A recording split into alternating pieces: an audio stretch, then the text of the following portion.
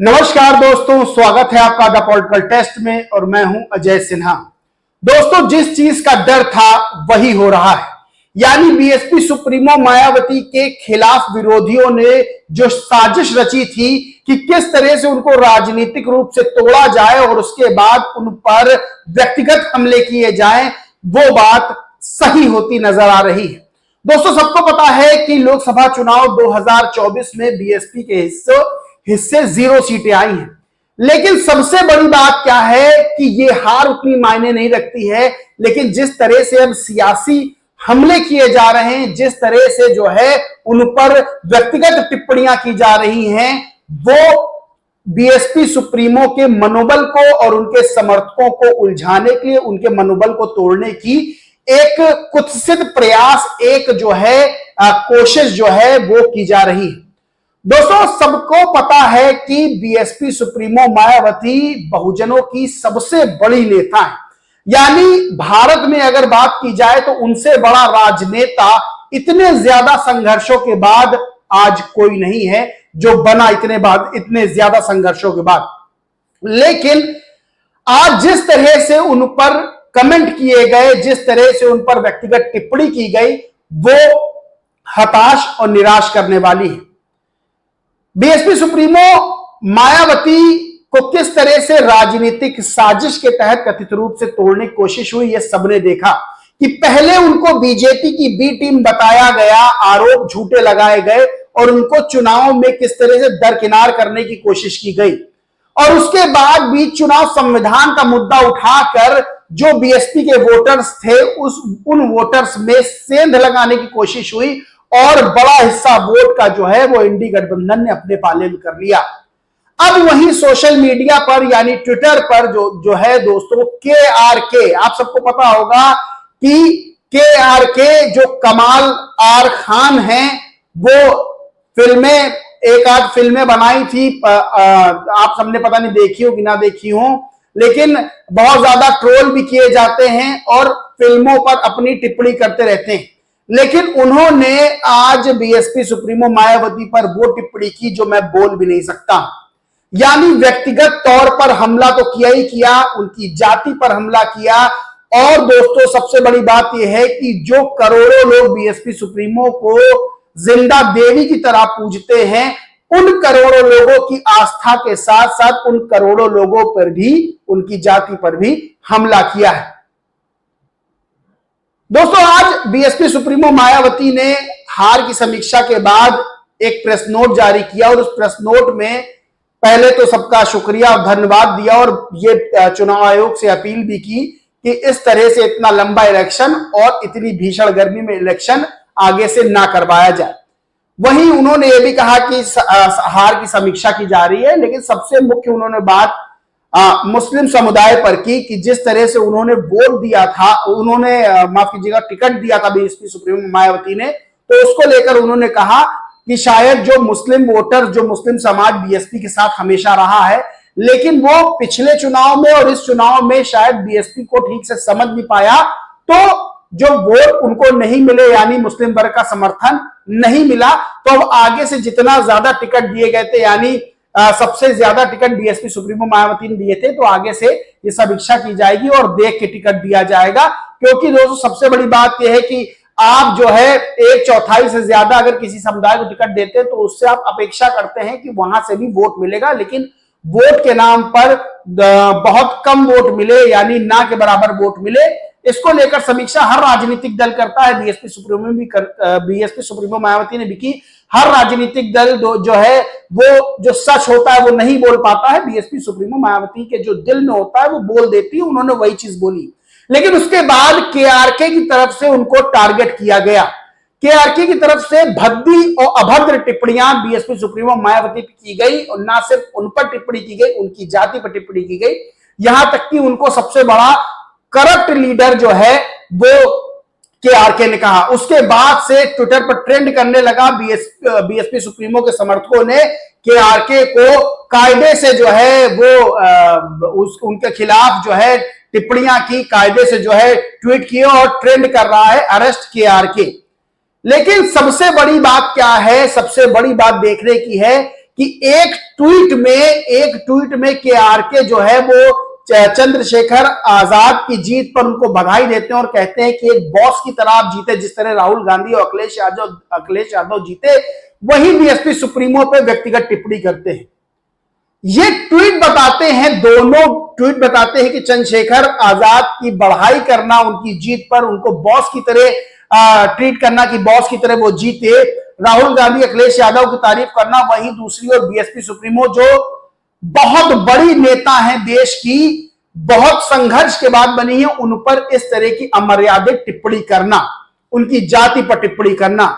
साफ ये बताता है कि किस तरह से बीएसपी के खिलाफ एक साजिश रची जा रही है, किस तरह से बीएसपी सुप्रीमो को सियासी तौर पर कमजोर करने की, और उसके बाद जब सियासी तौर पर वो कमजोर दिखे तो उन पर व्यक्तिगत हमले करने की कुत्सित साजिश जो है वो रची गई।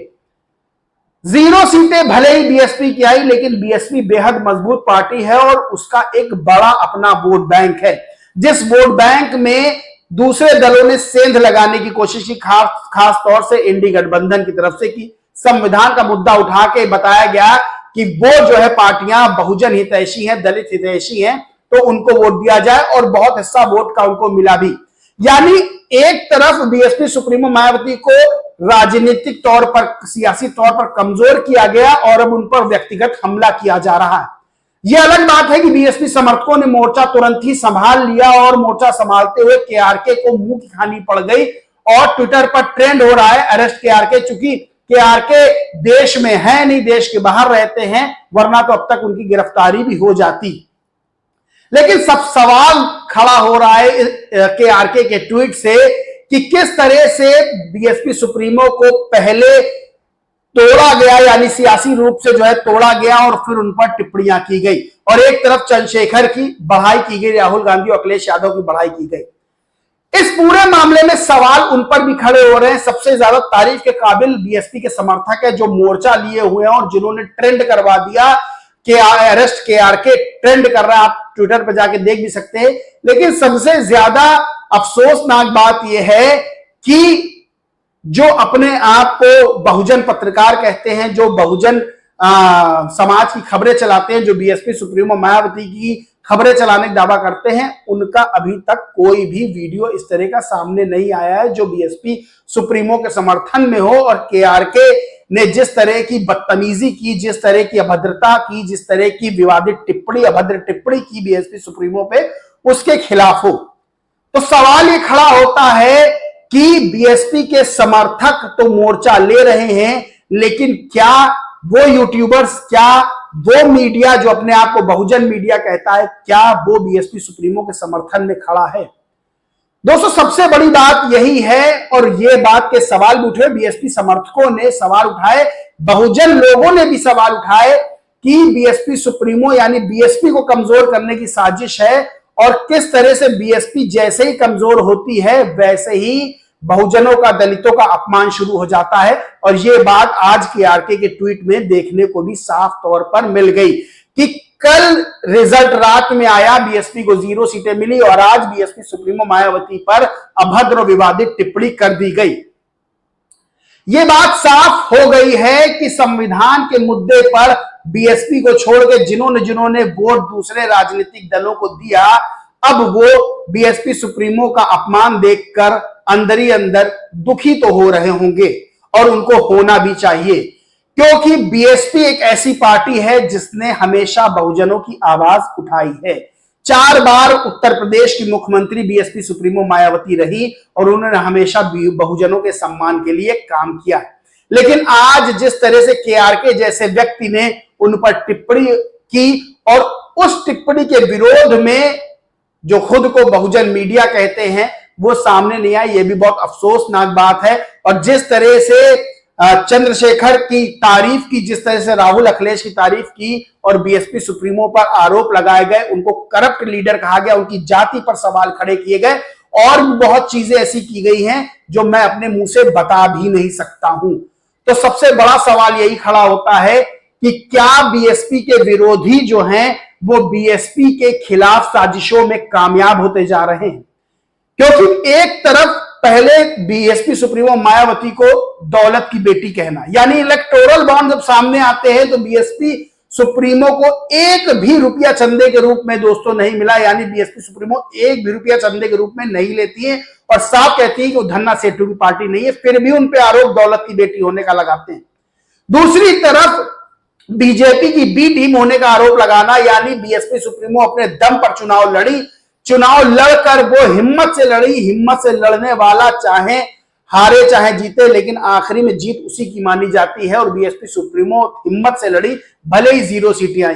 लेकिन व्यक्तिगत हमला करना कि 0 सीटें आने के बाद उनके कद को, राजनीतिक कद को इतना कम करना और फिर व्यक्तिगत हमला करना, व्यक्तिगत टिप्पणी करना, उनकी जाति पर, उन पर और उनके जो है राजनीतिक चरित्र पर हमला करना, ये दोस्तों बड़े सवाल खड़े करता है कि बीएसपी को छोड़कर जो वोट बहुजनों ने संविधान के नाम पर, यानी जो कोई मुद्दा भी नहीं था इस लोकसभा चुनाव में और जबरदस्ती का एक मुद्दा बनाया गया और आप देख सकते हैं किस तरह से वोट डाइवर्ट किया गया। तो दोस्तों उस संविधान के मुद्दे पर जो बीएसपी को छोड़कर शिफ्ट हुए, आज उनके मन में भी ये बात उठ रही होगी कि क्या उन्होंने सही कदम उठाया,